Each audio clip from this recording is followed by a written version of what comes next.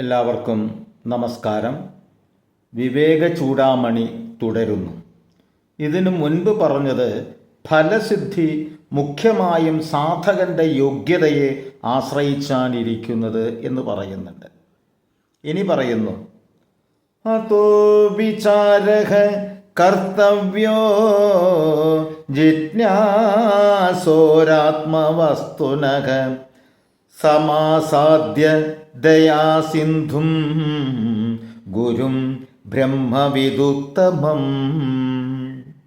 ആയതിനാൽ ആത്മതത്വം ശരിയായി അറിയണം എന്നാഗ്രഹിക്കുന്നവർ ബ്രഹ്മജ്ഞാനികളിൽ ഉത്തമനും പരദുഃഖ കാതരനുമായ ഗുരുവിനെ യഥാവിധി സമീപിച്ച് ആത്മവസ്തുവിനെ വിചാരം ചെയ്യണം.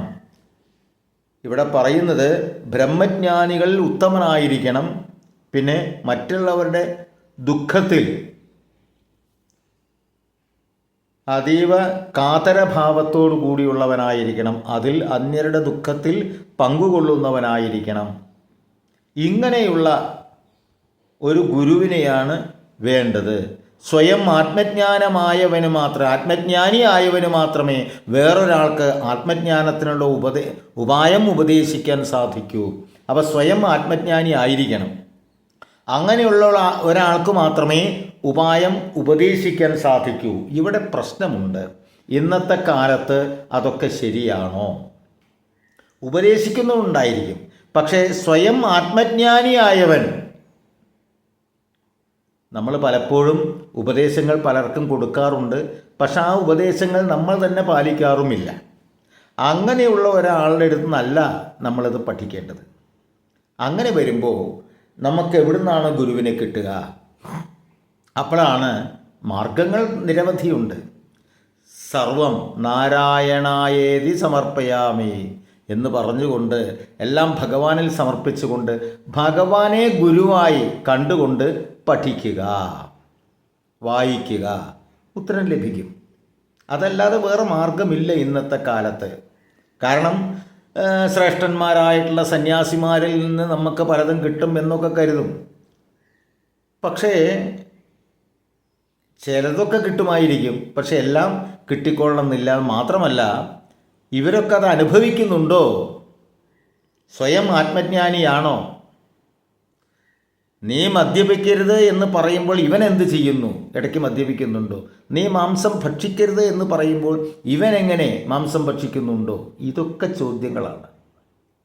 അതായത് അരുത് എന്ന് നമ്മൾ ഒരാൾക്ക് ഉപദേശം കൊടുക്കുകയാണെങ്കിൽ ആ അരുതായ്മ ഈ പറയുന്നവൻ ചെയ്യുന്നുണ്ടോ? ഇതൊരു ചോദ്യം തന്നെയാണ്. അപ്പോൾ അത് കണ്ടുപിടിക്കാൻ നമുക്ക് മാർഗമൊന്നുമില്ല. അപ്പം നമുക്ക് ഒന്നേ വഴിയുള്ളൂ. ഉറപ്പാണ് ആത്മജ്ഞാനിയാണ് എന്നുള്ളത് സാക്ഷാൽ ഭഗവാൻ ശ്രീകൃഷ്ണൻ തന്നെ.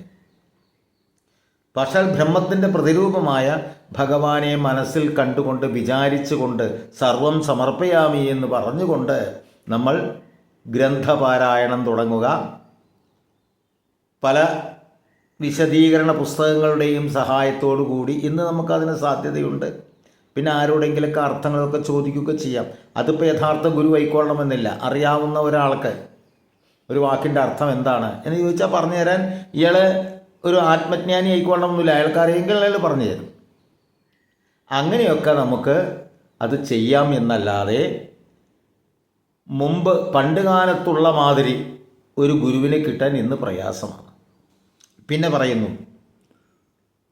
ഗുശബ്ദസ്ത്വന്ധകാരസ്യാത് രുശബ്ദസ്ഥന്യ നിരോധഃ അന്ധകാര നിരോധിത്വാത് ഗുരുരിത്യവിധീയതേ. ഗു അന്ധകാരത്തെയും രു അതിൻ്റെ നിരോധത്തെയും കുറിക്കുന്നു. അന്ധകാരത്തെ അല്ലെങ്കിൽ അജ്ഞാനത്തെ അകറ്റുന്ന ആളെ ഗുരു എന്ന് പറയുന്നു. ഇത് പറയുന്ന ഗുരുഗീതയാണ്. ഗുരുഗീതയിലാണ് ഈ അർത്ഥം പറയുന്നത്. അപ്പോൾ ചുരുക്കി പറഞ്ഞു കഴിഞ്ഞാൽ നമ്മുടെ മനസ്സിലെ ഉള്ളിലെ അന്ധകാരങ്ങൾ നീക്കാൻ പാകത്തിലുള്ള ഒരാളെ നമ്മൾ കണ്ടുപിടിക്കുക എന്ന് പറഞ്ഞാൽ ഇന്നത്തെ കാലത്ത് സാധാരണ അധ്യാപകരെയൊക്കെ കണ്ടുകിട്ടും, അല്ലെങ്കിൽ അല്പസ്വല്പം വായിച്ച് പഠിച്ച ആൾക്കാരെയൊക്കെ കണ്ടുകിട്ടും. പക്ഷേ അവരത് ഉൾക്കൊണ്ടിട്ടുണ്ടോ എന്ന് നമുക്കറിയില്ല. അതുകൊണ്ട് ഇവരിൽ നിന്നൊക്കെ നമ്മൾ പഠിക്കാം. പക്ഷേ ഗുരുവായിട്ട് നമ്മൾ കാണേണ്ടത് സാക്ഷാൽ ഭഗവാനെ തന്നെ. എൻ്റെ ഉള്ളിലുള്ള ഗുരു ഞാൻ തന്നെയാണ്, എൻ്റെ അച്ഛനും ഞാൻ തന്നെയാണ്, എൻ്റെ അമ്മയും ഞാൻ തന്നെയാണ്, എൻ്റെ ഗുരുവും ഞാൻ തന്നെയാണ്, എൻ്റെ മക്കളും ഞാൻ എന്ന് വേണ്ട എല്ലാം ഞാൻ തന്നെ, ഞാനല്ലാതെ മറ്റൊന്നും ഇവിടെ ഇല്ല. ഇതാ വേദാന്തം. അതുകൊണ്ട് നമ്മൾ ആരിൽ നിന്ന് വേണമെങ്കിലും കേട്ട് പഠിക്കാം. പക്ഷേ ഗുരുവായിട്ട് നമ്മൾ കാണേണ്ടത് സാക്ഷാൽ ഈശ്വരനെ തന്നെ. അങ്ങനെയാവുമ്പോൾ മാത്രമേ ഈ പറഞ്ഞ മാതിരിയുള്ള ഗുരുവിനെ കിട്ടൂ. ബ്രഹ്മജ്ഞാനികൾ ഉത്തമനാണ്, അതേമാതിരി അവശത അനുഭവിക്കുന്നവരിൽ കാരുണ്യമുള്ളവനാണ്. ഇങ്ങനെയൊക്കെയുള്ള ആളാരാണ്? സാക്ഷാൽ ഭഗവാൻ തന്നെ. അപ്പോൾ അതുകൊണ്ട് ഭഗവാനെ ഗുരുവായി സ്വീകരിച്ചുകൊണ്ട് പഠനം ആരിൽ നിന്ന് വേണമെങ്കിലും പഠിക്കാം, കുഴപ്പമൊന്നുമില്ല. നമ്മൾ ആരോട് വേണമെങ്കിലും ഒരു സംഗതി ചോദിക്കാം, അവർക്കറിയുമെങ്കിൽ പറഞ്ഞുതരാൻ നമുക്ക് സ്വീകരിക്കാം. പക്ഷേ ഗുരുവായിട്ട് നമ്മൾ അംഗീകരിക്കേണ്ടത് സാക്ഷാൽ ഭഗവാനെ തന്നെ. കാരണം എൻ്റെ ഗുരു ഞാൻ തന്നെയാണ്. ബാക്കി അടുത്ത ഭാഗം. നന്ദി, നമസ്കാരം.